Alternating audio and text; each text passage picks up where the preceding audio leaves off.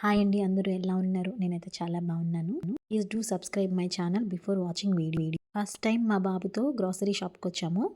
Manage చేయడం కష్టం అని చెప్పి కార్ట్లో కూర్చోబెట్టుకున్నాను.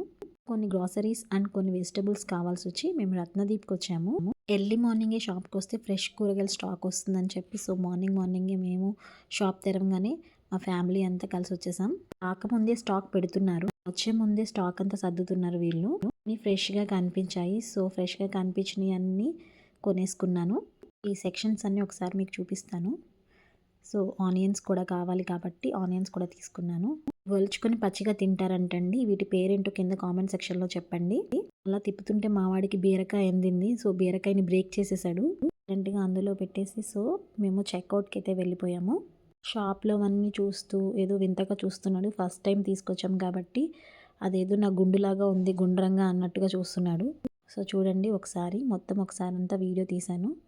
ఫ్రూట్స్ కానీ గ్రేప్స్ కానీ ఎంత ఫ్రెష్గా ఉన్నాయో చూడండి, చాలా చాలా బాగున్నాయి.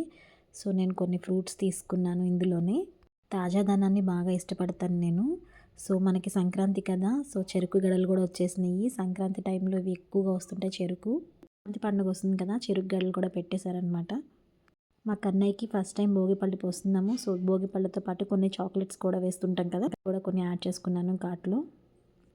బిల్లింగ్ సెక్షన్ అయితే అయిపోతుంది. మా పాప మధ్యలో కిండర్ జాయ్ తెచ్చుకుంది. బిల్లింగ్ అయిపోయి ఇంటికి వచ్చేసాము. దానికి నా షాపింగ్ అయితే ఇదండి. ఒకసారి ఒక లుక్ వేసేద్దాము ఏమేమి తీసుకున్నాను.